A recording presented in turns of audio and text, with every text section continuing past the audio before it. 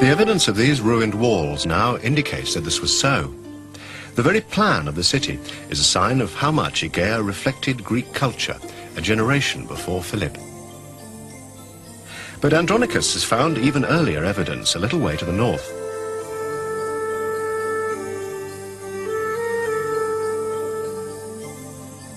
Here, a whole cemetery of tumuli dates back to the earliest presence of the Macedonians at Vergina. I had started my excavations in '52, and I excavated a cemetery of small tumuli. This is dated from 10th century BC to 7th century. Andronicus found that some of the mounds contained multiple burials, which showed that successive generations had reused them to bury their families.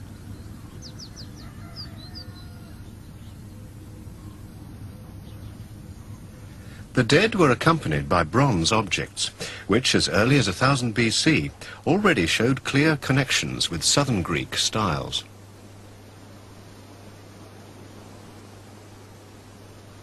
We had the history of this place from the early Iron Age, from 10th century, up to the Roman period, but we needed the 2 centuries, the 6th and the 5th, which were very important for the history of the Macedonians, because were just the early dates of the Macedonian kingdom. As we know now that this place was the first capital of Macedon, to have any evidence of this early period is very important. And in 1988, between the mounds and the city, Andronicus found his long-awaited missing link in a spectacular tomb dating from the early 5th century BC. It was the grave of a woman. Her skeleton has decomposed, but the head and body can be discerned in the pattern her exquisite jewellery has made around her. Her head is crowned by a headband and draped with a golden coil. And all around are pins, brooches and other ornaments. Dr. Angeliki Kotaridou was responsible for its excavation.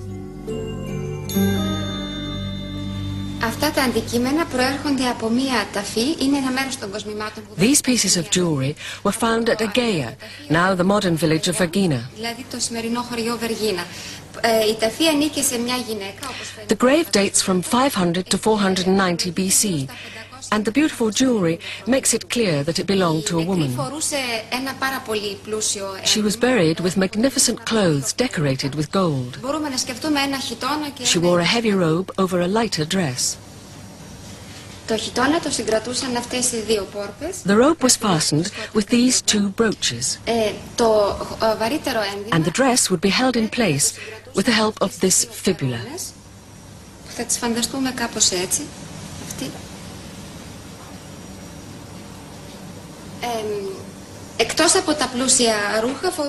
The grave also contained many other pieces of jewelry.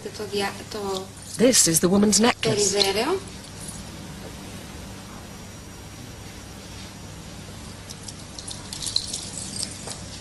And this is a bracelet with a detail showing a snake's head.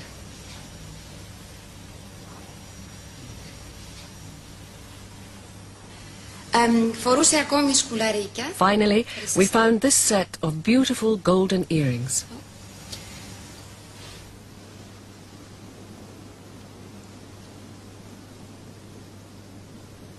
In 1989, Andronicus investigated the area adjacent to the Golden Grave in the hope of finding more intact burials. 4 tombs were found in this newly discovered cemetery. 2 were built of limestone blocks to make underground chambers. The others were simpler shaft graves dug straight into the earth. But there were also the frustrating signs that tomb robbers had been there before them.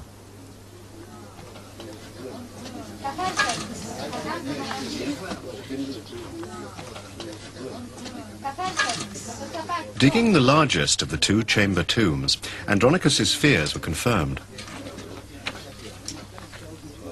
Bones and artifacts were strewn all around, leaving a scatter of pottery and marble vessels, and a skull thrown to one side.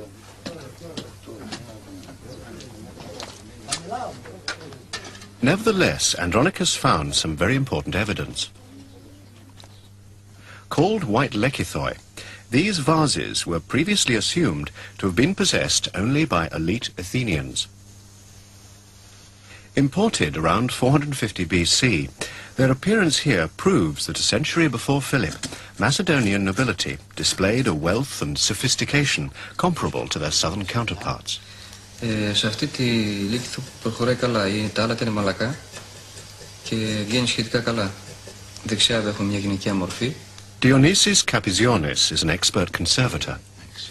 He has come to Vergina to undertake the restoration of the vases. Ναι. Έχουμε εδώ κάποιο δείγμα που θα καθαρίσει περίπου έτσι. Όταν έχουμε σκληρά άλατα έχουμε μεγαλύτερη δυσκολία, αλλά δεν είναι πιο μαλακά. Σε πάρει πολύ χρόνο. Αυτή η λύκηθος όχι. The main problem he faces is the hardness of the mineral deposits, which will require many hours of careful cleaning to remove.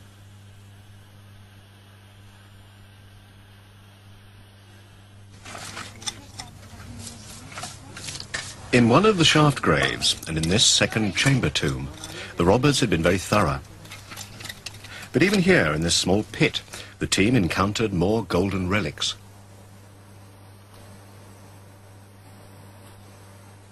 Though the robbed shaft tomb had been disappointing, they still found one of a pair of golden shoes.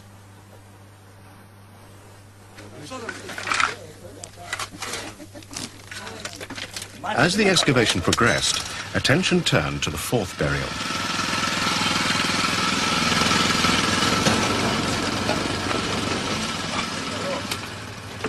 A deeper shaft grave, earlier than the chamber tombs.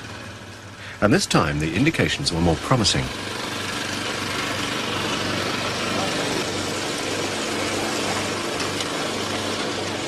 And now we are searching a big trench, very deep.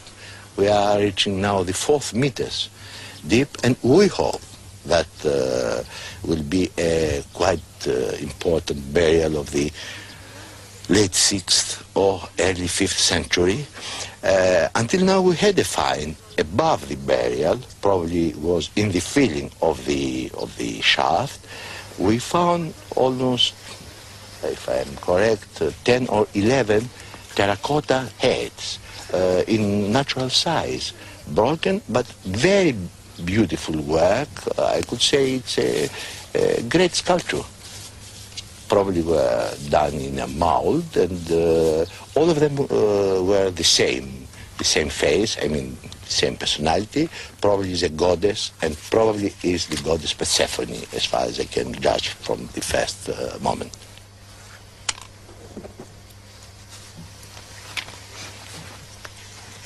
With this find, Andronicus once more encountered the goddess whose image he'd seen in the first tomb found in the great tumulus 12 years before. By the end of the 1989 season, he had added well over 20 heads to this collection. Beautifully made, they still bear traces of their original colouring.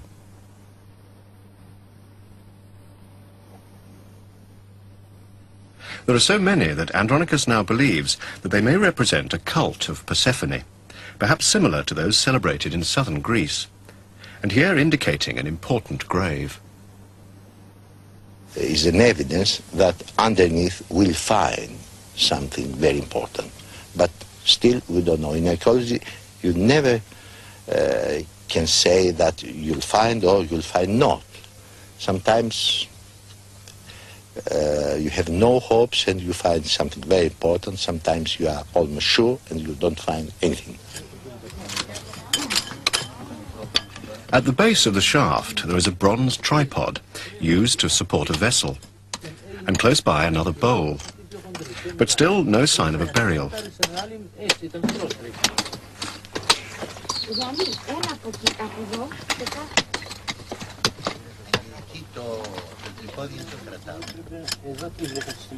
There is also a strange layer of charcoal. Again, Andronicus and his team are confronted by unique and puzzling features.